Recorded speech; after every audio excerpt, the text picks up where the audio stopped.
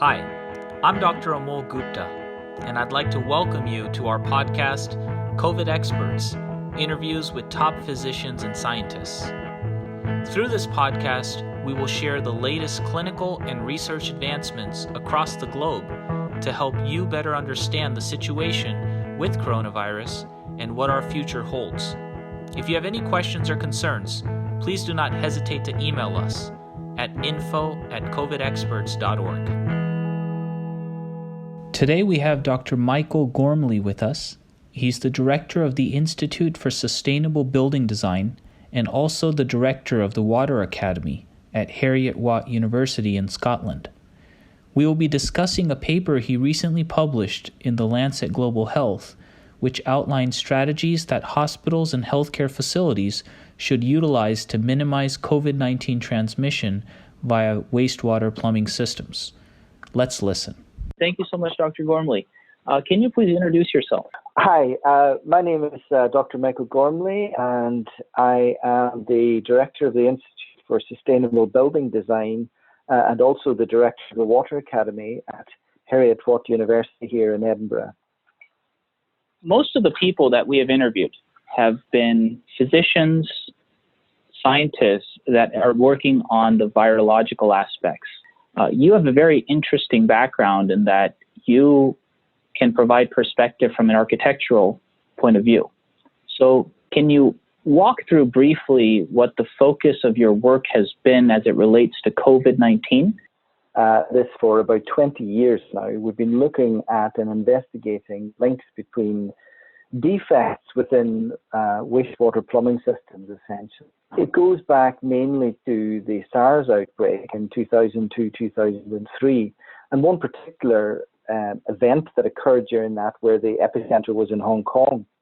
And there was one housing complex within Hong Kong where there were over 300 cases and 42 deaths within a very short period of time. This is a real spike within the cases and the mortality rate within the area. And there was quite a lot of work done on those buildings at the time to try and figure out what was about those buildings that facilitated the transmission of that particular virus around it. And it was found at the time that there were some defects in the wastewater plumbing system. This is mostly to do with the fact that U-bends or U-traps, the water trap seal that you would find under a sink or under a bath or even in the toilet pan, that water is the main seal between the interior of the building and the main sewer and all that it contains. No real proof at the time. So since then, we've been working on providing that proof essentially and looking at the wastewater plumbing system, first of all, as a reservoir for a variety of pathogens, but how can that facilitate the transmission of a disease, which is not an easy step to take, because obviously the transmission pathway is that the aerosols emerge into the interior of the building into a room, usually the bathroom. They fall on a surface, then people touch it with their hands, and then you've got the normal fomite transmission pathway after that. What your research and what your life has been and how that has evolved into what you've done for COVID, who could that help the most? And secondly, how can they start implementing or utilizing what you have done in their day-to-day work or in the way they think about COVID? Right. Well, obviously we're approaching this from an architectural or a buildings point of view.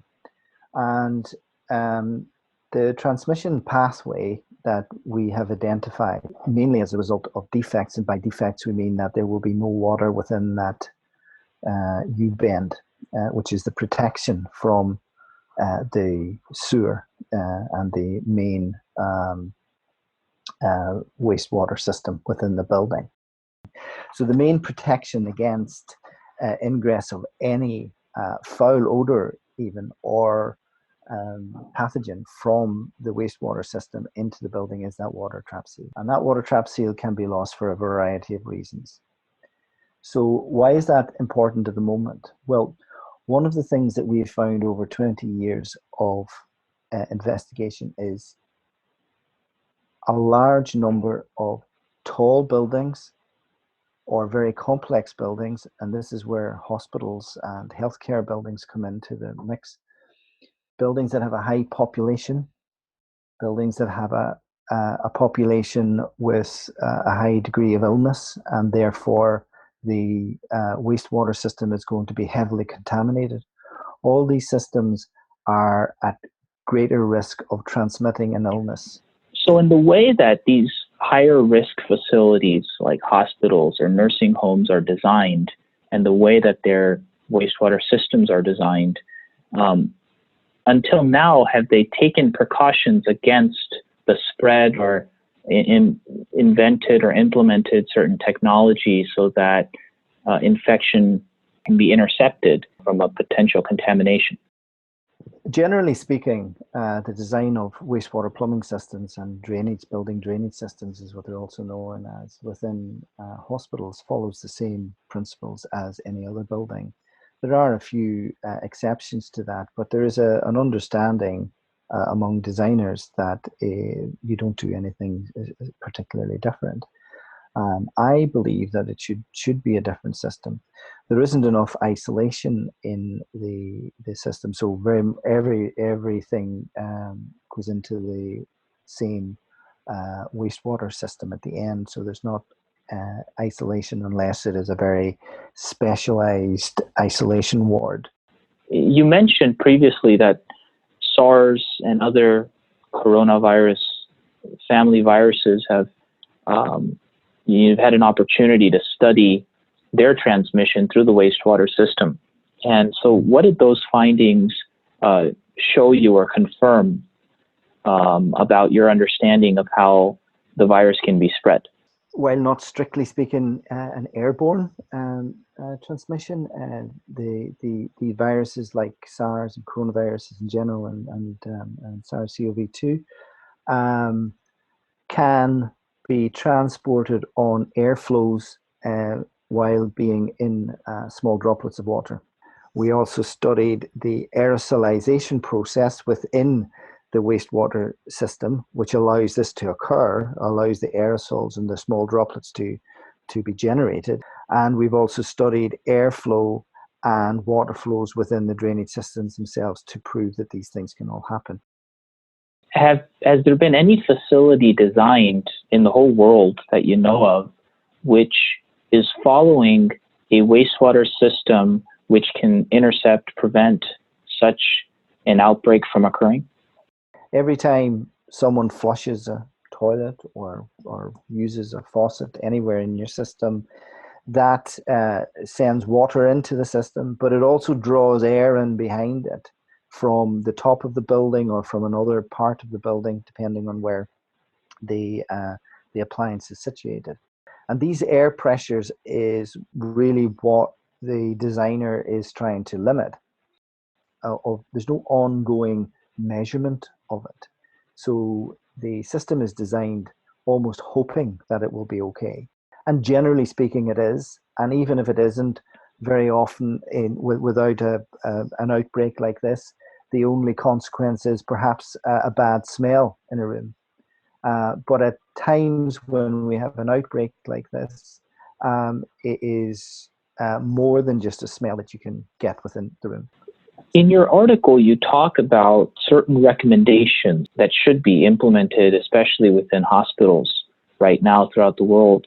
Can you briefly describe what those recommendations are?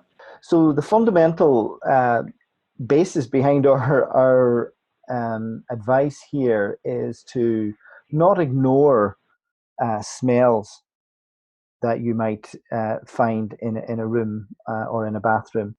Any process or anything that people can do to mitigate against that will halt the spread of any potential ingress of pathogen from the wastewater. So we've said, first of all, if you do get a smell, an unexplained smell, and you find some kind of a pipe that's open to the air, close it off in some way, put something over the top of it. We suggested a rubber glove, but a plastic bag or anything, or tape or anything that just stops the ingress of that. It's often not in an obvious position in a room, but it can be behind something, or there used to, in a case where, there used to be a sink there and it's been removed and they've taken away the sink and they've closed everything off, but actually the pipe is still disconnected. So if I were to take the recommendations that you just gave and let's put them into 3 simple steps that, somebody who's listening to this can follow or think about when they think about a wastewater system. Let's imagine they're a doctor or nurse in a hospital today. Can you briefly describe what those 3 things would be that you would want them to think about? The first thing I would like them to think about is that the system is contaminated, that it's not just contaminated below the surface, but it may also be contaminated on the surface. So if you take a sink, and if below the surface there is contamination, that can blow in to onto the surface. So I think professionals need to be aware that those systems are contaminated and treat them as such. Don't ignore a foul smell or a sound. So if you get a gurgling sound underneath it, that usually means the water has been sucked out of the water trap. Is there any further research that you're working on at the moment to kind of further the work that you've done so far? Yes, in a paper we published about 3 years ago, we suggested the level of risk in a building depending on what was occurring and the type of system that was in the building and the level of protection that was afforded by system components. We wanted to show that it wasn't just a single element that caused the risks. Walk me through the paper that you wrote talking about the 2003 SARS. The 2002-2003 SARS outbreak was a real game changer because before that it was just considered to be good public health to separate people from the wastewater and from the feces that is in it. I mean, that's been understood for many, many years, obviously. But 2002-2003, the SARS outbreak, and one particular event in Hong Kong, in one apartment complex where there were over 300 cases and 42 deaths. There was no water within the U-bends or the U-traps under sinks and toilets, and floor drains within bathrooms are a particular cause for concern because they're often hidden away, or if the floor isn't washed regularly with water, they can become dry. High temperatures also help evaporation, and that can cause a problem as well. So in that particular instance, we had a super spreading event, and it was conjectured that the wastewater plumbing system was the main cause of this. So the main proof that we wanted to show was that if we had 2 rooms, one on one floor of a building and the other on the other floor, another floor of the building, so they're separated by an entire level within the building, that if there was infectious material on one floor and it entered the wastewater plumbing system and became aerosolized, could it contaminate the room on the floor above it? Our experiment proved that was the case. We had contamination everywhere within the room on the floor above it, and we managed to identify the aerosolization process. We quantified the aerosolization process so we can model it now, and we were able to predict the trajectories of aerosolized virus coming into a room.